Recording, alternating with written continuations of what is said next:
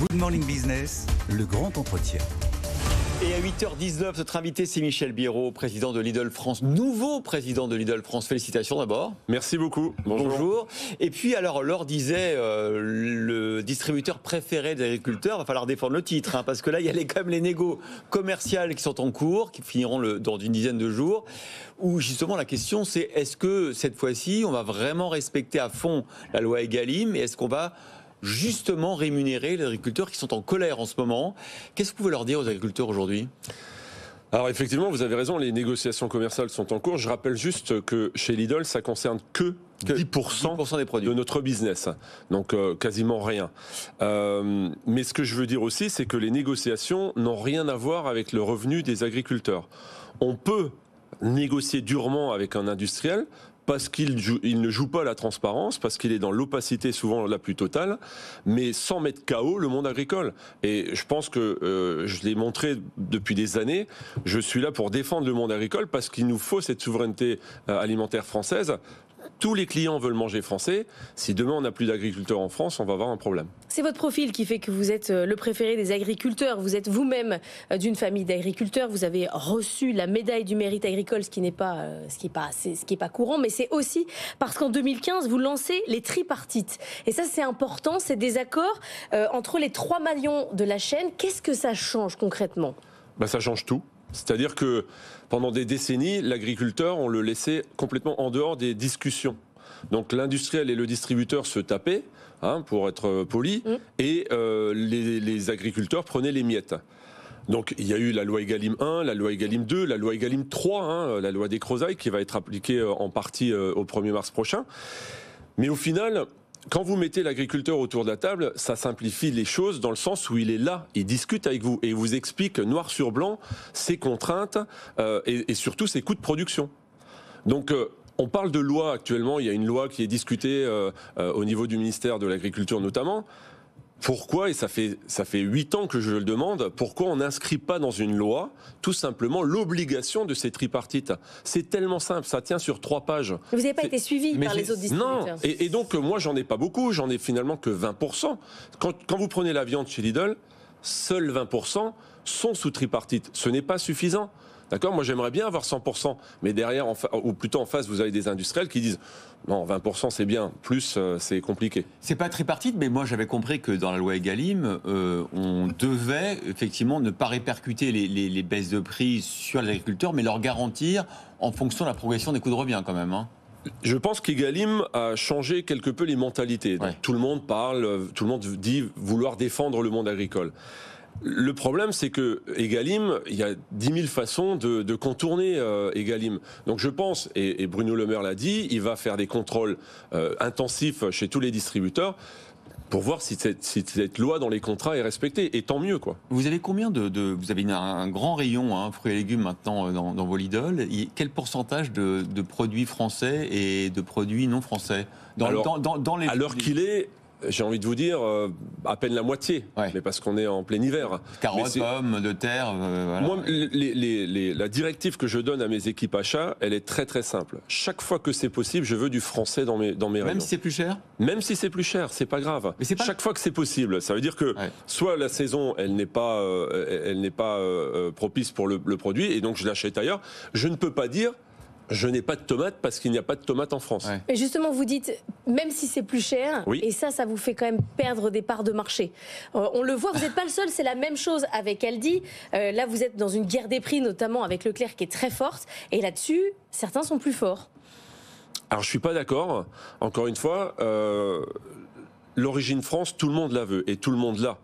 Et on ne va pas commencer à acheter du lait en Pologne pour dire être moins cher. J'ai aussi un lait qui est pas cher, alors que je n'en voulais pas. Parce qu'il faut sauvegarder... Vous vouliez un lait à 1 euro, vous Moi, je prenais un lait à 1 euro et je suis encore aujourd'hui persuadé qu'on peut tous vendre un lait à 1 euro. Vous avez besoin d'un lait moins cher dans les rayons. Mais pourquoi ? Parce que mes concurrents ont un lait moins cher. Et je l'ai dit pendant des années. Je ne m'appelle pas Monoprix, je m'appelle Lidl. Il vient d'où votre lait moins cher ? De France. De France. Bien sûr. Justement, parlons des prix moins chers. Parce qu'effectivement, 2023, ça aurait dû être votre année. Vous avez pas progressé en part de marché. Vous avez même perdu 0,1, je crois, selon le dernier Kantar. Alors que la dernière période. Sur l'année, période. on stagne. Bon, vous avez stagné. Alors que Leclerc a fortement progressé. Alors que normalement, les prix bas, ceux vers lesquels les consommateurs sont allés en période d'inflation, ça aurait dû être vous. Qu'est-ce qui s'est passé? En fait, on est tellement pas cher que les clients fidèles, ceux qui nous suivent depuis 35 ans, n'acceptent pas qu'on ait augmenté nos prix. Mais l'inflation, je la subis comme tout le monde. Quand on a eu 25% de hausse demandée par les fournisseurs sur les pâtes il y a 2 ans, à un moment donné, il faut que je la paye, sinon je n'ai plus de pâtes. Comment il fait Leclerc? Leclerc, il fait beaucoup de communication. C'est de la com, mais il a 60 000 références, il ne vit pas d'amour et d'eau fraîche, faut le savoir. Donc oui, il se bat, et c'est un très bon communicant, et bravo à lui. Mais je crois en notre modèle. Notamment sur les premiers l'inflation prix. est en train de baisser fortement. Mais les premiers prix, Leclerc ont battu les prix distributeurs. Alors, moi, je n'ai jamais fait de premier prix dans mes rayons. La qualité des premiers prix n'est pas la qualité de la marque de distributeur. Et le cap qu'a franchi Leclerc, qu'il n'avait jamais fait dans l'histoire de la distribution, c'est de comparer des premiers prix moins qualitatifs avec notre marque de distributeur. Et là vous dites c'est pas faire. C'est pas faire. Et donc je veux juste remettre l'église au milieu du village.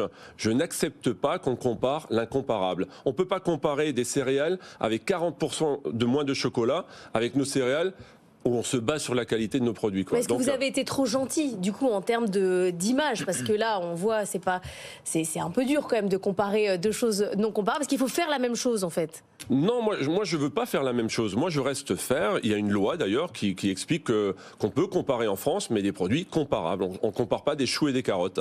Et c'est ce qu'il a fait. Donc, je veux juste expliquer aux Français que ce qu'il a comparé, c'est pas comparable. Est-ce que vous pouvez nous donner un chiffre des perspectives de hausse de vos produits en 2024 en termes de prix de vente? En termes d'inflation. Ah non, ça va baisser. Ça va baisser? Chez Lidl, les prix baissent depuis des mois. Je continue. J'ai la chance d'avoir 90% de marques de distributeurs. Donc nos prix baissent. Si vous prenez les négociations... Là, on aura vraiment une baisse des prix chez Lidl. Ah mais clairement, on va baisser nos prix. On a en moyenne 5% de baisse sur nos MDD. Là où les marques nationales, les 10%, et surtout les multinationales, on est plutôt à 5% de hausse. Pendant ce temps-là, tout le marché de la grande distribution se restructure avec le dossier Casino, où il y a des rachats de magasins. Vous n'avez pas candidaté, notamment pour reprendre des magasins? Si, nous avons candidaté. On n'a pas cette fois-ci eu de magasins, mais on est toujours à regarder les opportunités des uns et des autres. Et il y aura peut-être sur le dossier Casino d'autres choses qui vont arriver. Mais voilà, après, c'est Intermarché et Auchan qui ont remporté la mise. Bravo à eux, il n'y a pas de problème. Vous étiez moins offrant, moins 10 ans. Non, à un moment donné, quand il y a une course comme ça à l'échalote, il faut savoir s'arrêter. Vous dites qu'il y aura peut-être d'autres choses sur le dossier Casino, il ne reste plus grand-chose. En tout cas, sur la marque Casino, il n'y en aura plus. Non, mais peut-être que l'autorité de la concurrence va mettre son nez là-dedans et va peut-être...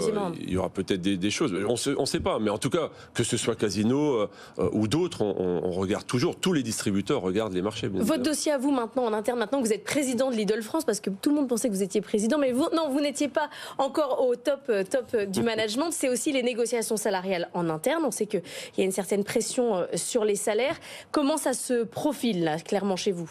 Écoutez, on a eu notre première réunion avec les organisations syndicales. Dans cette première réunion, vous écoutez en fait les revendications. Et là, mes équipes expertes travaillent sur ces revendications et on va venir avec les meilleurs compromis possibles. Sur des pressions à la hausse très fortes ou pas, de demande de la part des syndicats? Les salariés comprennent aussi notre situation, comprennent que cette année, on était plutôt en stagnation. 2024, j'ai très très bon espoir. L'inflation réduit, les clients vont reconsommer bien comme il faut. Donc je ne suis pas très inquiet. Mais encore une fois, ce sont des négociations. On a écouté les revendications et avec nos experts, on va maintenant trouver les meilleurs compromis possibles. Lidl, c'est une marque allemande. En Allemagne, il y a eu les mêmes problèmes de glissement de part de marché, d'embourgeoisement de la marque. Est-ce qu'on vous demande aussi en France de désembourgeoiser Lidl et de faire revenir les classes les plus populaires ? Moi, je veux proposer le meilleur rapport qualité-prix. Je ne vais pas proposer des knackis avec 40% de moins de viande juste pour le prix. Vous savez, en Allemagne, ils changent un peu de stratégie. Ils reviennent un peu sur la stratégie d'avant. Mais le marché allemand n'est pas le marché français. Le paysage de la distribution est totalement différent en Allemagne. Donc moi, je ne regarde pas l'assortiment allemand pour essayer de dire est-ce que je vais faire le même en France? Non, on est en France. Vous maintenez votre stratégie? On maintient notre stratégie, on croit en notre modèle et vous allez voir, 2024 va être une belle année. Prenez des risques parce que si ça fonctionne toujours pas, l'actionnaire allemand va pas être content. Peut-être. Merci je le prends.